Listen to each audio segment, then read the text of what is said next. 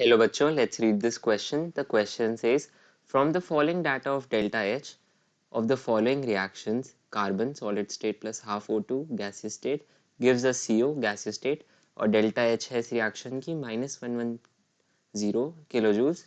Second reaction is carbon solid state plus H2O gaseous state gives us CO gaseous state plus H2 gaseous state. तो इस second reaction में carbon हमारा react कर रहा है steam से और कार्बन मोनोऑक्साइड और हाइड्रोजन गैस रिलीज हो रही है और इस रिएक्शन की एंथैल्पी है delta H is equal to 132 kilojoules.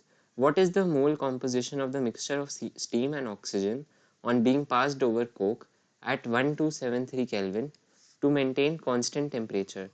तो इस क्वेश्चन में हमें दिए गए हैं दो रिएक्शंस, एक जिसके अंदर कोक के साथ रिएक्शन हो रहा है ऑक्सीजन का जिसके अंदर कार्बन मोनोऑक्साइड फॉर्म हो रही है और दूसरा रिएक्शन जिसके अंदर कोक के साथ रिएक्शन हो रहा है स्टीम का और कार्बन मोनोऑक्साइड और हाइड्रोजन गैस रिलीज हो रही है।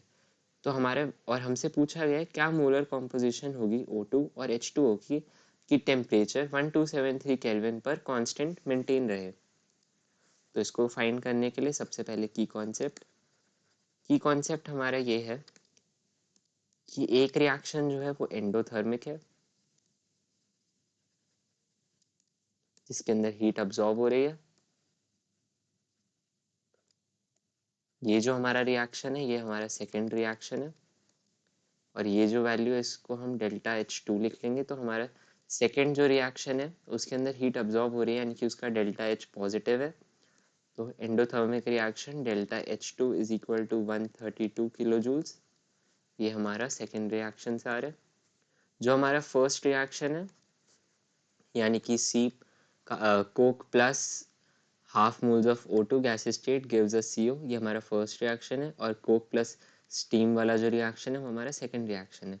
तो जो हमारा फर्स्ट रिएक्शन है उस रिएक्शन को हम एक्सोथर्मिक बोलेंगे क्योंकि इस वाले के अंदर हीट इज रिलीज्ड।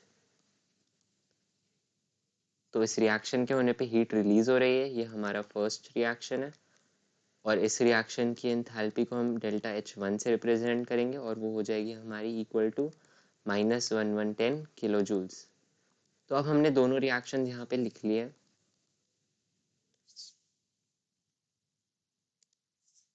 हमने यहाँ पे दोनों रिएक्शन की जो एंथैल्पीज हैं वो एज एक्सोथर्मिक और एंडोथर्मिक में हमने क्लासिफाई कर लिए। तो हमें बोला गया है कि क्या सिचुएशन होगी जिसमें टेम्परेचर कांस्टेंट रहेगा। तो टेम्परेचर हमारा कांस्टेंट रहने के लिए जो कंडीशन है वो होगी heat absorbed is equal to the amount of heat released, then temperature will be constant। तो ये हमने कंडीशन निकाल ली है कि किस कंडीशन के अंदर जो टेम्परेचर होगा वो कांस्टेंट होगा। तो अब इस कंडीशन को सेटिस्फाई करते हुए तो हमारे पास अगर हाफ मोल्स ऑफ O2 है तो जो अमाउंट ऑफ हीट रिलीज हो रही है वो डेल्टा H, जो अमाउंट ऑफ हीट रिलीज हो रही है वो डेल्टा H1 है जो कि इक्वल टू है 1110 किलो जूल्स के जब half mole of O2 Coke के साथ रिएक्ट करते हैं। तो इससे हम ये पता लगा सकते हैं अगर N1 moles of O2 react करेंगे O2 react to give delta H equal to 1110 multiplied by 2 multiplied by N1 kilojoules of energy। तो ये हमारी डेल्टा H1 हो गई। फिर उसके बाद हम सिमिलरली निकाल सकते हैं कि हमारे को पता है 1 mole of H2 reacts to give delta H is equal to reacts react करती है जब वो अब्जॉर्ब करती है कितनी एनर्जी 132 किलो जूल्स। तो 1 mole of H2O reacts to absorb 132 kilo joules.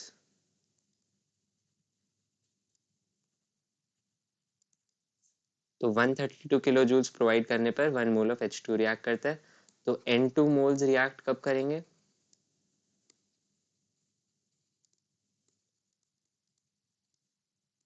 जब उसे कितनी हीट प्रोवाइड होगी delta H is equal to N2 multiplied by 132 kilo joules. Now delta H1 dash और डेल्टा H2 डैश हमें इक्वल करना है heat absorbed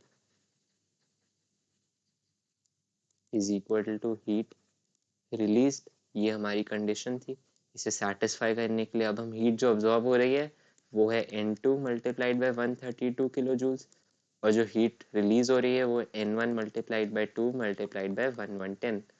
तो इससे हम निकाल सकते हैं जो N2 बाई N1 का रेशियो है वो हमारा इक्वल हो जाएगा 1110 मल्टीप्लाइड बाई 2 डिवाइडेड बाय 132, जिसको सिंप्लीफाई करने पर हमको वैल्यू मिलेगी 1 डिवाइड बाय 0.6 और ऑप्शन से मैच करेंगे तो हमारा ऑप्शन नंबर बी करेक्ट हो जाएगा।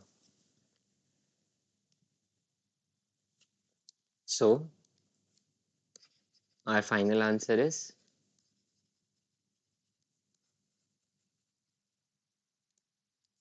molar ratio of steam to O2 is equal to 1 divided by 0.6. I hope you understood it well. Best of luck.